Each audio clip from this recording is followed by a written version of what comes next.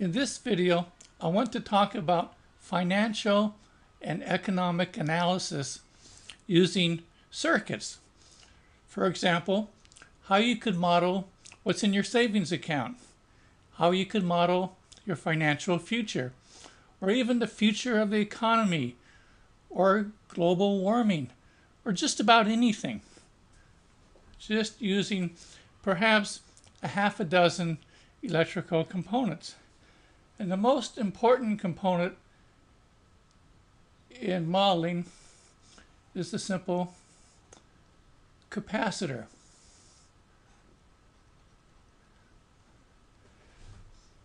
Now recall that a capacitor stores charge, and a capacitor stores coulombs. Coulomb is just a unit of charge, like dollars is a unit of money.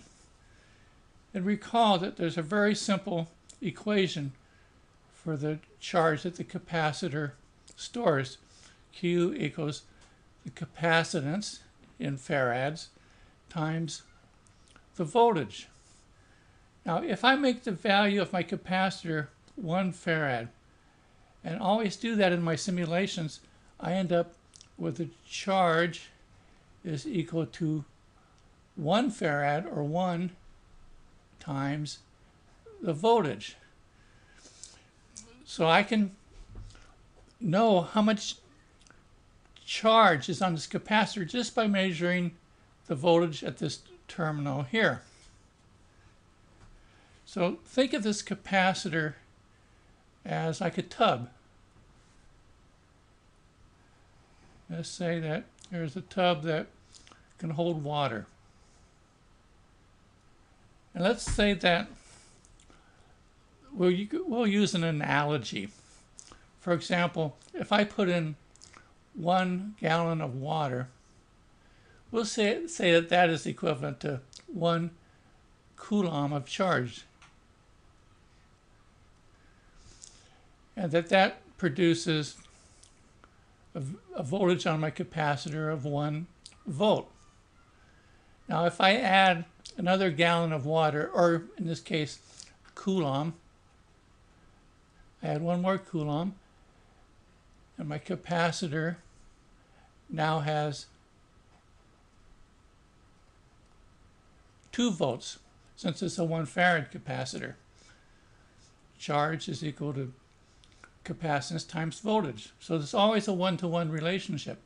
So I add another coulomb, or gallon of water, and I measure a height in the tub, or voltage on the capacitor, of 3 volts. So the important thing about the capacitor, it's a memory device. It remembers how much water is in this tub or how much charge is on the capacitor. So it can retain a history. And so if I remove water from this tub, it's equivalent to removing charge from the capacitor. So let's pretend. Let's pretend that 1 coulomb is equivalent to, say, $1,000.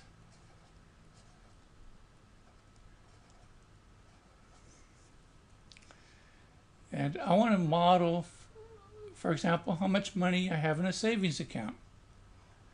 So this capacitor can do that. I'll make my capacitor 1 farad. And if I put 1 coulomb of charge into this capacitor, I will read a voltage here of 1 volt. So if I have 1 volt on this capacitor and I'm modeling money instead of charge, I just read the voltage. I know how much I have in my account. If the voltage is 2 volts, then I have 2K. If the voltage is 10 volts, then my savings is $10,000 So you see how a capacitor, besides storing charge, if we pretend, it can store other things. So let's analyze that just a little bit. So here's our capacitor. We'll ground this plate. And we'll almost always use a 1 farad capacitor to keep the simple relation between charge and voltage. So here's my positive terminal. I'm going to have a current source over here. This is the direction of my current. And I'll ground this end of my current source. I'll have another current source over here. This current source will remove charge from my capacitor, and we'll connect that to ground. Now, what I can do, if I want to model, for example, my savings account. So the voltage at this terminal of the capacitor will tell me how much savings I have. Now, my simulation program will allow me to put an initial condition on this capacitor. So if I have initially $10,000 in my savings account, I could put 10 volts initial condition. And if I have no current in either current source, this capacitor is going to remember that $10,000 forever. Now I can cause a future event. I can turn on this current at some time in the future, and I can save money, or I can put charge on the capacitor. And I can also remove money from this account. I can program a future event, and I can remove charge from this capacitor, or in this case, money from my savings account. So the neat thing is that I can do all this modeling on the computer using the SPICE simulator program. And there's no soldering. I don't have to buy any components. And the SPICE simulator is free. So I can do quite sophisticated economic and financial analysis just by knowing a few electrical components and a little bit of electronics and how to use the SPICE simulator. Now, instead of, for example, instead of modeling money at this particular node, I could model the world population.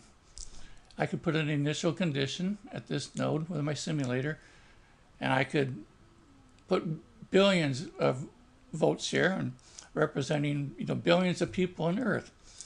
This current source would be the number of people being born. This current source would represent people dying that are being removed from the population.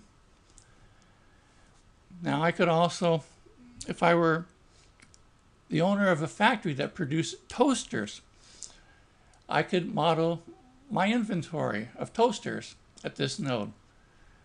I could model with this current source how many toasters are being produced, how many toasters are being sold, and the remaining toasters are stored on my 1 farad capacitor as my inventory. So there are lots of different things I can model with just simple current sources and my 1 farad capacitor. Now, when we do simulations, there's two different worlds. So let's talk about that. There's our world.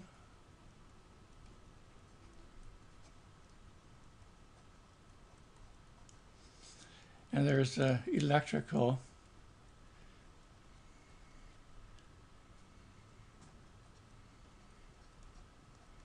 equivalent world. In our world, we could say that we have 1,000 items.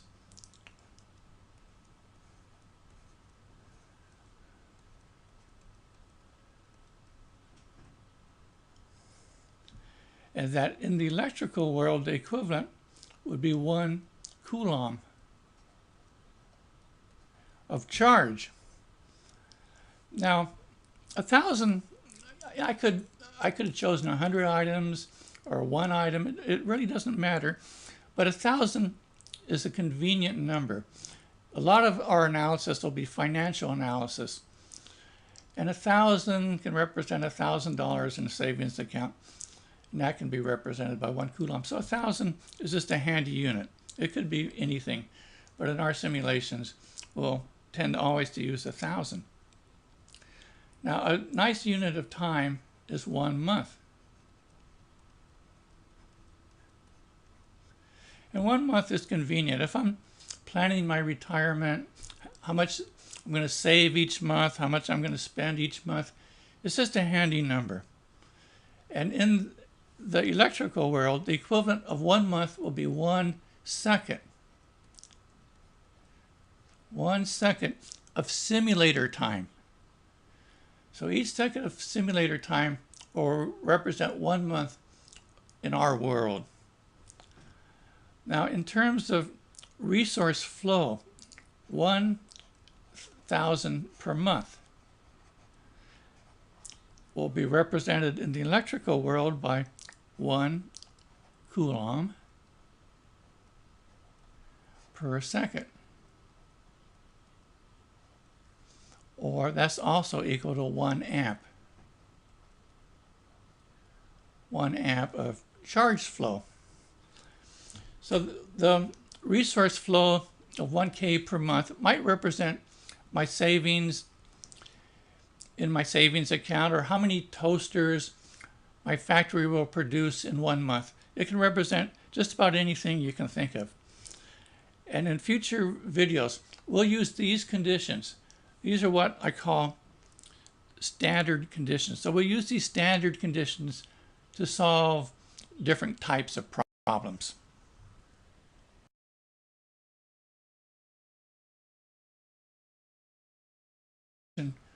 For the charge that the capacitor stores, Q equals the capacitance in farads times the voltage.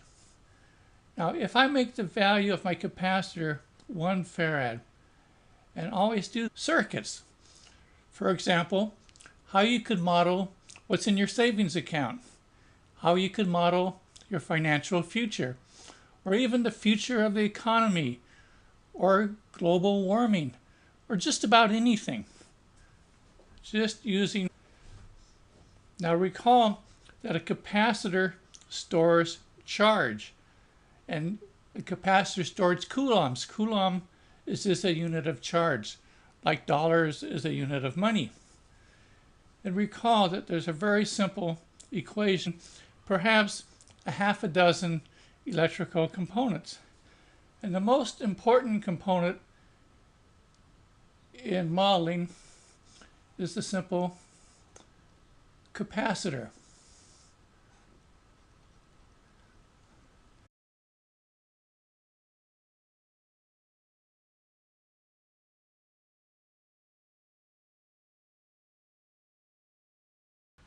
In this video, I want to talk about financial and economic analysis using